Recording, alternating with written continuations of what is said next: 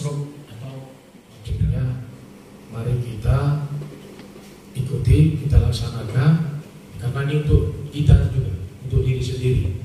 Karena kalau sudah sakit mahal harganya, jadi lebih baik nantinya lebih parah lagi, ribet.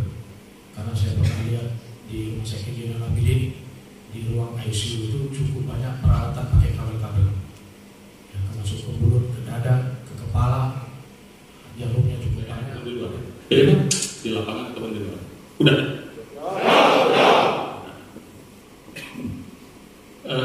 Ada merasa capek nggak di saat pelaksanaan kegiatan di luar? Ya. Ada susah bernapas, ada haus, ada? Ya. What is stroke?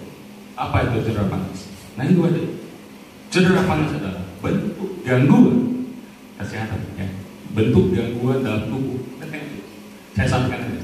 Bentuk gangguan kesehatan, terutama tubuh kita, yang dapat terjadi karena gagalnya tubuh menjaga keseimbangan panas.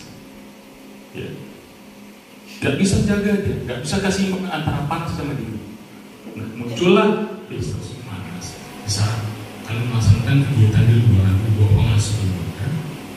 Panas kan? Kalau kita laksanakan kegiatan panas, kondisi lingkungan bawah panas, makin panas. Paham? Itu ada cairan 60%. Dan 60%. Agak sedikit ini ya, saya kasih edukasi buat kalian. Ini ada sekedar cerita, tapi ini memang fakta. Dan cairan 60% itu ada namanya 3 bentuk cairan. Cairan intrasel, intraselular itu sebanyak 20%. Kemudian apa plasma darah apa? Apa?